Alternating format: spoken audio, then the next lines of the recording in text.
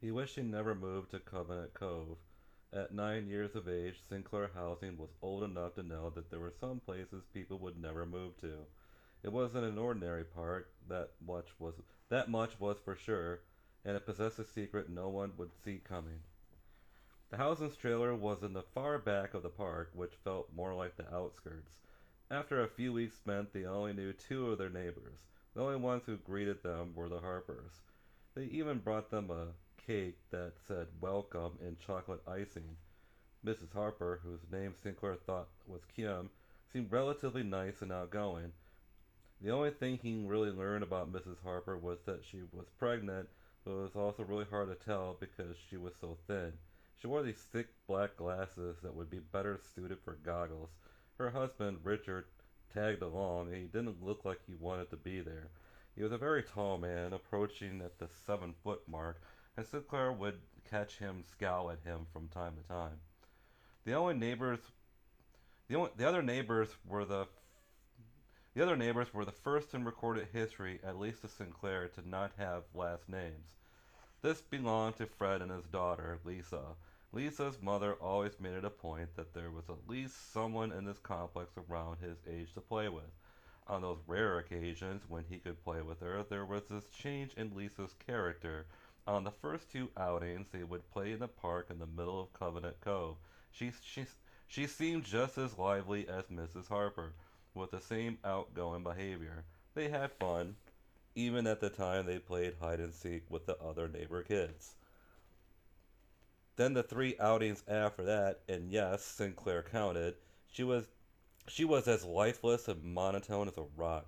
Maybe that was because of her father scolding her to come back inside. When she did, her father was holding a crumpled brown bag, and he would stumble a bit before walking in the house. Sinclair caught him passing a smirk as he walked in, and whatever happened after that was one of the Covenant Cove's greatest mysteries. And this led to another mystery, Sinclair's room. He wasn't right away. In fact, it took several weeks before Sinclair realized he wasn't alone in his room. One night, just before bedtime, he was playing with his miniature wrestling action figures when he heard a soft womanly voice speak to his ear, Sinclair, and Sinclair stopped. He looked around the room for a bit, waiting on elaboration, but nothing else happened. That was the first night. The next incident happened 2 days later, in the morning when he was supposed to get up for school. The power went out in the entire trailer park, and Sinclair would have been late for the bus. Something shook him out of bed. At first he thought it was his mother, but when he awoke there was nobody there. His mother was still asleep in her bed, and she swore she never got up that morning to wake him. The last incident, the last incident scared him the most. He was having one of those dreams, the kind that felt more real than it should. This one happened to be about a house on a rocky hill, with a muddled brown and orange sky smeared in the background. Sinclair watched himself enter this house, and he saw his father and grandpa, who had been dead for years, sitting around and talking. They never really acknowledged him, and they continued talking away like they had always had in the past. His father looked young, thinner than Sinclair remembered, and his haircut was bushed out with sideburns. His grandpa had on his military uniform from his World War II days, and he looked as distinctive as when he was alive. What struck him was the shadowy figure that was standing in the room with them. It just stood there in front of a gleaming fireplace that shot off rampant specks and sparks. The light from the fire never detailed around the shadow of a human being who appeared to be wearing robes, and it was just standing there watching him. Sinclair cautiously walked up to it. He managed to get up close, and a clawed hand touched the skin of his face. This went on for only a few seconds before Sinclair woke up gasping. Gasp when Sinclair woke up gasping. Normally, when someone wakes up from a bad dream, they expect it to be over. Not this time, because this same shadowy figure was hovering over him, using the same clawed hand to usher a silence. Sinclair screamed anyway, and his mother barged in, beaming up the lights and rushing to her son's aid. The shadow had disappeared, replaced with the arms of his comforting mother. The next night, Sinclair pulled his mom by the hand into his room. She just put on her weathered pink robe with the oversized pockets, her hair nestled in an uneven bonnet. She was still trying to focus her eyes as she forcefully led into Sinclair's room. Still, she surveyed the room through the cascade of moonlight that reflected off her son's bed. Being that this was the third night in a row that she had to do this, she again found nothing out of the ordinary. No ghosts in this room, she said with a tired crack in her voice. Check under the bed, insisted Sinclair as his shoulders lurched over his bald head. He was never born with any hair. Doctors say it was a serious case of skin cancer. He sat on the quilt and kept his feet off the floor as his mother bravely peered under his bed.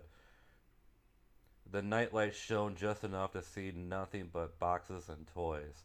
Nothing here, she said, and pushed herself back up in a crouching position. She took a rub down to her face and let out a big sigh. She had to choose her words carefully because her son was only 9 years of age. Sinclair, honey, this is the third night in a row. I know, Mom, but I heard a voice this time. What did it say? It was a female voice. She just said my name. The intensity of this matter was simplified by the fact that Sinclair's father died in this room. That alone was left up to debate whether his death left behind a haunting. However, her son mentioned a female voice, which ruled out that theory. Thankfully, this time she came prepared. She reached into her left pocket and pulled out a small electronic device. Sinclair eyed it as his mother pressured it to his chest. Although if you mess something up, just start the sentence over again. Okay. She told him, take this. A friend at work explained to me about this digital recorder. He said it can amplify white noise, which, I guess, can extract noises from the grave. I don't have much use for it, so maybe you will. Sinclair gently reached for the recorder as his mom pushed herself up off the floor. She lazily announced, I'm going to bed. If you hear anything else, push the record button. Play it back, and if nothing responds, your room is cleansed of any ghosts, okay? Thanks, Mom. Good night, son. Get some sleep. Sinclair pulled over the covers and situated firmly beneath the sheets. He clasped the recorder in the creases of his palm. His mother still stood by the door with a grasp on the doorknob. You want me to close the door, she asked. Sinclair had to think about that. Then she added, how about if I leave it open a crack? Is that all right? Sinclair nodded. Good night, hon. Good night, Mom. And just as her words, she left a small gap just enough to fit a finger through. Sinclair hugged under the blankets while listening to the eerie howls of the wind outside. His eyes scanned around the room with the lip of the bedsheets raised just below his chin. Without notice, he heard a small tick coming from the dresser to his right. He shackled his recorder out to the open, and after one push of a button, he waited. And these words he spoke under his own breath. If there's someone in the room, please speak now. Henceforth, he waited with a red circular light from the recorder emanating in the darkness. After a few moments passed, he pushed record again, and that red light quickly vanquished. With one solid breath, he played the recorder back. Before his previous words, he heard crackling from when he moved the recorder out from under the sheets. He heard his words from the tiny speaker to his ears. If there's someone in this room, please speak now. It wasn't right away, but he heard a soft whisper. He couldn't make out what it said. Instantly, like finding a lost toy, he played it back and heard his words again. If there's someone in the room, please speak now. Only this time he made out what the female voice said. He heard her say, brave adventurer, sword awaits.